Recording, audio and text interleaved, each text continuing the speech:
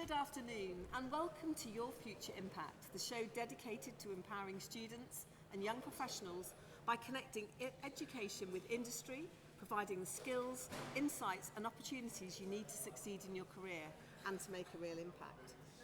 Today we're diving into the world of hospitality, what it takes to succeed, how to build a meaningful career and the mindset behind thriving in an industry where you can genuinely go from the bottom to the top. I'm Isabella Forrest, now a senior academic and programme leader of our prestigious film and television degree here in Bournemouth, previously a creative director with BBC Television. And joining us today is HarryMurray, MBE, one of the most respected figures in British hospitality. Harry is the former chairman of Lucknow Park Hotel and Spa, president of the Hospitality Professionals Association, a master inn holder and a hotelier with over 50 years of experience. He's received multiple awards, including Hotelier of the Year and, of course, his MBE for services to the hospitality industry. Harry, thank you so much for joining us. It's a privilege. Oh, well, I don't know where to start. There's so much to cover here, but I suppose really all we want to know is how did you get started in this? Well, I started with a 2-year catering course, which taught me all the practicalities of hospitality. Yeah. I became an associate member of the Institute of Hospitality. And then my journey started at the Midland Hotel in Manchester, where I started as an apprentice chef. Wow, what a journey. So when you are thinking about a young person today, would they be able to follow in your footsteps, or would the route be different now to getting a job? Well, there's numerous examples of people that started as a kitchen porter and became leaders in our industry. So it is an industry where you can start at the very bottom and get to the top, right?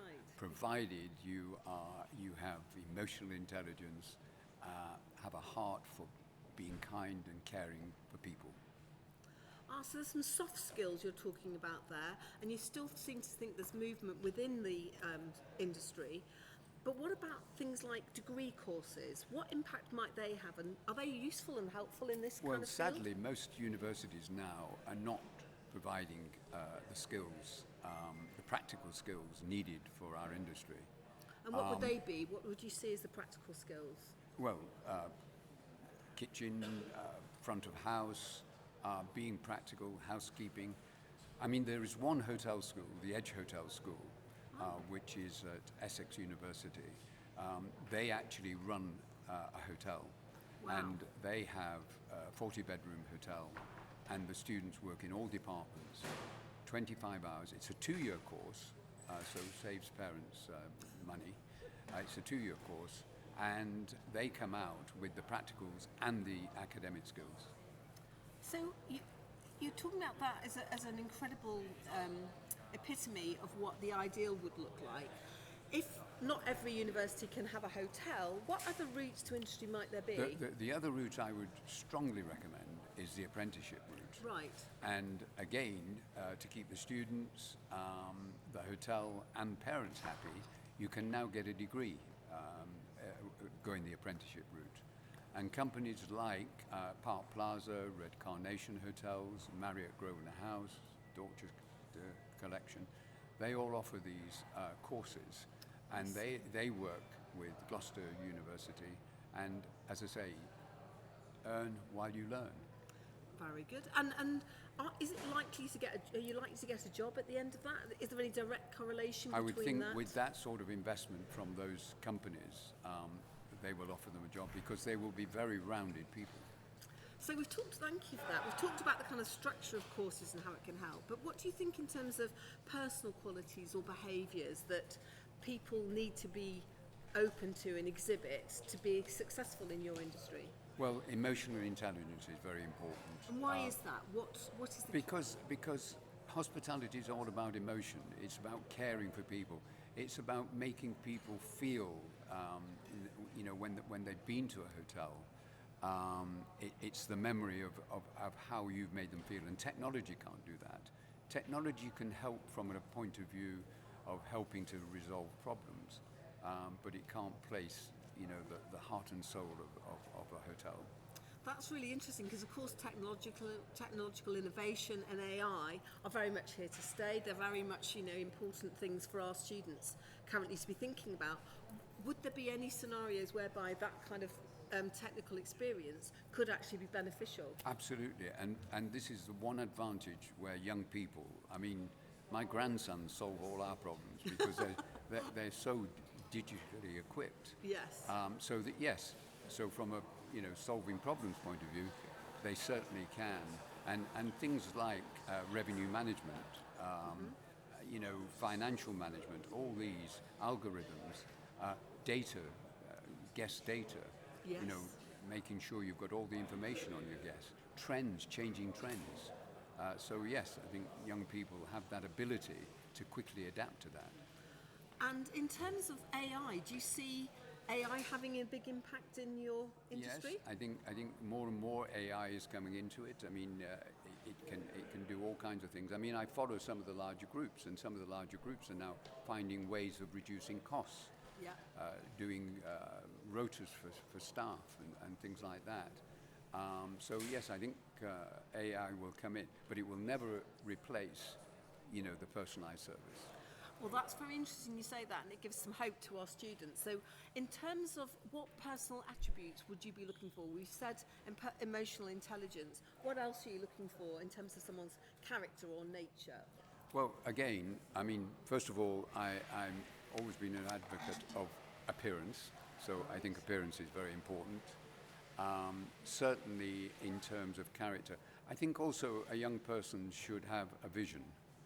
You look at if you look at sport, if you look at academia, or any of those disciplines, if you have a vision, I mean, a sportsman wants to win an Olympic gold medal. Yeah. I think a young person should have a vision. I had a vision to manage a 5-star hotel.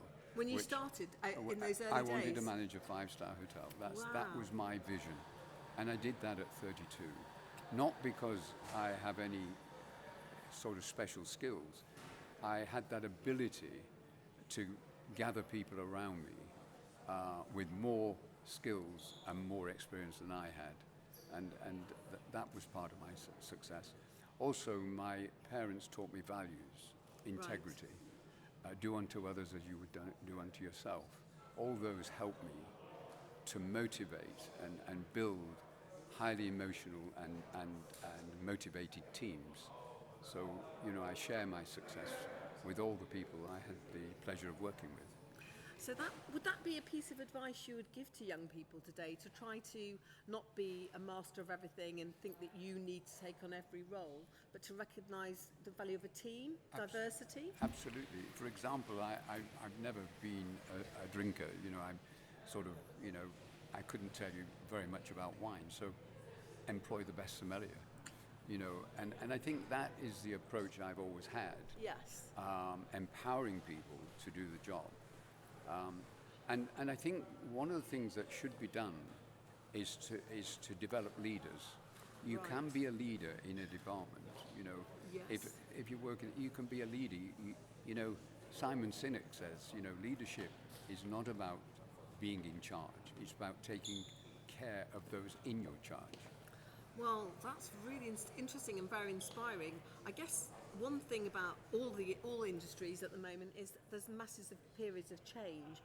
Can you think about how an example of where you've had to face a big challenge and how you've managed to continue with your ethos and your values when faced with such adversity? Well, I came through many challenges. I mean, the Gulf War, the Falklands War. I was chairman during the pandemic, but the financial crash in 2008. What I always did was share the problem. We're all in a competitive industry. Yes. And you just have to be better than everybody else. So actually sharing, sitting around a table with the team and listening to the diverse, I mean, that is so important to listen to your people. And I mean, for example, rather than make people redundant, why not put everybody on a 4-day week? Why not offer them extra holidays? And some people took extra holidays. But there are different ways of doing things. And I think, problem solving is part of leadership. But it's always involving the whole team in the problem. That it's really interesting, and I think that obviously your experience helps you to get that kind of strategic view. But if somebody's about to start off now and loves hospitality but feels really overwhelmed by how do you get in, what do you do? Is there any particular advice or recommended route you'd come up with? Well, first of all, I would never try and persuade people to come into hospitality. I have 3 sons and I have 10 grandchildren. I have not tried to persuade any of them to come. They would have to come to me. Somebody recently came to me. He's got a degree in sports management, but he now wants to come into hospitality. So I've invited him to come along. I'm going to mentor him on how to use his degree, but to get into hospitality. And what he needs to do is to join a company that will give him that opportunity, as long as he has the passion and the heart to do hospitality. Because it's something that you've got to love. You know, Steve Jobs, the late Steve Jobs of Apple fame, said, you know, to be successful, find a job you love and don't stop until you find it. I found a job I loved, and I still love it.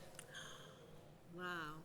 Well, we're now going to set you another challenge, which is we are going to do quick fire round. So we're going to ask you some quick questions and see what you come up with to inspire everybody. So let's go. What is one skill that somebody new joining your industry really needs to show? Emotional intelligence. Emotional intelligence. Okay. And I bet in your career you've met lots of famous people and you'll need emotional intelligence. Who have you met? I've been very privileged. Firstly, I met the late Queen Elizabeth II, President Mandela. At the same time? Yes, we did a banquet for them. Did you? For 500 people with 1 week's notice. Really? And asked me to arrange the menu. And Elizabeth Taylor and Richard Burton. Not all at the same time? No. That would be pushing it, Yes, wouldn't it? yes. Although, from what you're telling me, your whole life and your career does feel like a movie. If it had to be one particular genre, what genre would you pick for your life in your industry? The happiness business. Hospitality is the happiness business. The happiness business. Oh, well, we all love a happy ending, don't we? Harry, thank you so much for joining us today on Your Future Impact. Your insight, experience and lifelong commitment to raising standards across the hospitality sector have really been genuinely inspiring. And to everyone watching, we hope today's conversation has encouraged you to explore what's possible, whether you're just starting out, considering a new path, or looking to build on the skills you already have. If any questions or you'd like more support with careers, interviews or skills development, you can always find us on Facebook or Instagram. We're here to help, guide and cheer you on. So thank you very much for joining us.